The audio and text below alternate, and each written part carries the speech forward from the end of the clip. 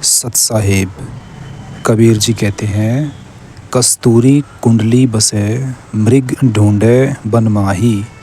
ऐसे घटी घटी राम है दुनिया देखे नाही। जैसे कस्तूरी मृग की नाभि में ही कस्तूरी रहती है, जिसमें से बहुत तीव्र गंध या खुशबू उठती रहती है, और वह मृग उसकी तलाश में यहाँ वहाँ जंगल में भटकता रहता है।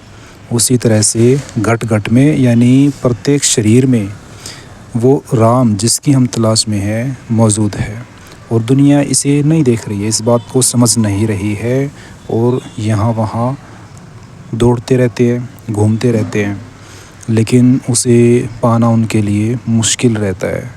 तो हमें इस बात को समझना होगा, वह मालिक हमारे अंदर ही है। कबीर जी कुंडलिनी शक्ति को भी हमें अपने दोहों से बताते हैं। देखिए एक दोहा, मूल कंवल दल चतुर बखानो, कलिंग जाप लाल रंग मानो, देव गणेश तह रोपा थानो, रिद्ध सिद्ध चंवर डुलारा है। अब इसमें देखिए मूल कंवल यानी मूलाधार चक्र की बात हुई है, और कलिंग जाप किलियम जो जाप होता है उसका भी जिक्र आया है इसमें, और लाल रंग भी बताया गया है, और जो देव हैं वहाँ के गणेश उनका भी जिक्र इसमें आता है। उसके बाद अगला दोहा देखिए, स्वाद चक्र शटदल विस्तारो, ब्रह्मा सावित्री रूप निहारो, उल्टी नागिनी का सिर मारो, तहाँ शब्द ओंकारा है। अब स्वाद चक्र, उसके बाद जो अगला चक्र है स्वादिष्टान चक्र, उसकी बात इस दोहे में आई हुई है। ब्रह्मा और सावित्री को जहाँ का देवता और देवी माना है, और शब्द जो ध्वनि है ओंकारा यानी ओमकार ध्वनि को वहाँ पर मानते हैं। उसके बाद अगला दोहा सुनिए, नाभि अष्टकंवल दल साजा, श्वेत सिंहासन विष्णु विराजा, हिरिंग जाप तासु मुख गाजा, लक्ष्मी शिव आधारा है। अब देखिए नाभि चक्र जो है उसकी बात इसमें आई हुई है, जिसमें कि विष्णु के होने की बात हुई है। देखिए लक्ष्मी शिव आधारा है, यहाँ पर विष्णु और लक्ष्मी की बात इसमें है। उसके बाद इस दोहे में सुनिए अगले चक्र के विषय में बताते हैं, द्वादश कंवल हृदय के माही, जंग गोर शिव ध्यान लगाई, सोहम शब्द तहाँ धुन छाई, गन करे जय जयकारा है। अब इसमें देखिए द्वादश पत्तों से युक्त जो कंवल हैं, द्वादश 12 है, और हृदय में है शिव और गौर यानी पार्वती और शिव का यहाँ पे वास इसमें बताया हुआ है। सोहम जो शब्द है, जो ध्वनि है या जो मंत्र होगा इसका, वो सोहम है।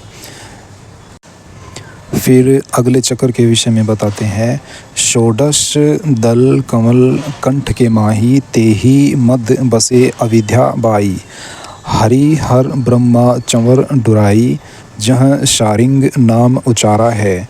षोडश यानी 16 दल से युक्त इस चक्र की जो जगह या स्थान है वो कंठ यानी गले में बताया हुआ है, और शारिंग श्रीयम एक देखिए मंत्र होता है जो कि इस यहाँ का कोड मंत्र है या ध्वनि है, उसको माना गया है श्रीयम। जैसा कि नामदान में जो गुरु मंत्र मिलता है उसमें भी जिक्र आता है, और उन्हीं सभी का प्रत्येक चक्र के साथ जिक्र सभी दोहों में भी आया हुआ है। फिर अगले चक्र का जिक्र आता है इस दोहे में, तापर कंज कंवल है भाई, बग बोरा दुह रूप लखाई, निज मन करत तहाँ ठुकराई, सो नैनन पिछवाड़ा है। अब क्या है इसमें देखिए तापर, अब उस पर यानी उससे ऊपर जो अगला चक्र है उसके बारे में बात होती है इसमें, बग बोरा दुह रूप लखाई। भोरा जहाँ भोरे की गुंजन या एक नाद सुना जा सकता है उसकी बात हो रही है। दुहरूप देखिए 2 पत्ते या 2 कंवल से बना हुआ वो चक्र, अब यहाँ पे देखिए वो असल में आज्ञा चक्र की बात यहाँ हो रही है।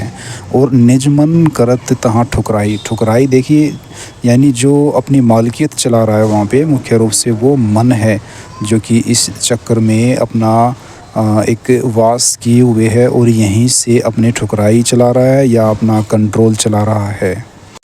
सो नैनन पिछवाड़ा है, जो कि नैनन जो नैन है यानी जो आँखें हैं, उन आँखों के द्वारा ही परसेप्शन को लेते हुए मन रूपी ये जो एक प्रपंच है जो चलता रहता है इंसान में, वो एक्टिव हुआ रहता है, जिसको कि पार करके इस चक्र से आगे जाना संभव होता है। अगले दोहे में बताते हैं, कवलन भेद किया निर्वारा, यह सब रचना पिंड मंझारा, सत्संग कर सतगुरु सिरधारा, वह सतनाम उचारा है। सतनाम देखिए जो प्रथम मंत्र के बाद सतनाम हमें मिलता है, उसका जिक्र इसमें आया हुआ है। अगले दोहे में अनहद का जिक्र आता है, आँख कान मुख बंद कराओ, अनहद झींगा शब्द सुनाओ, दोनों तिल एक तार मिलाओ, तब देखो गुलजारा है। अब क्या कहते हैं, आँख कान मुख मुँह आदि सब जो है ना बंद कीजिए। ये एक योनि मुद्रा नाम से योग में आता है, जिसमें कि आँख कान नाक मुँह आदि को बंद कर लिया जाता है और जो अंदर एक नाद के जैसा सुनता है उसको चुपचाप से सुनते रहने की बात होती है। वही बात इस दोहे में भी आई हुई है। फिर अगले दोहे में कहते हैं, चंद सूर एक घर लाओ, सुषमन सेती ध्यान लगाओ, त्रिबेनी के संग समाओ, भोर उतर चल पारा है। चंद सूर देखिए ये जो दोनों हमारे देखिए नासापुट दो होते हैं, एक चंद्र सवर और एक सूर्य सवर, उन दोनों की बात इसमें है। उनको एकीकार करते हुए सुषुम्ना जो नाड़ी होती है वहाँ पर केंद्रित हमें करना होता है। जब तीसरी वो नाड़ी सुषुम्ना में सांस का चलना या प्राण का बहना शुरू हो जाता है, तब वो क्रिया सच में सफल होती है। तो हमें वहीं पर ध्यानस्थ होना होता है।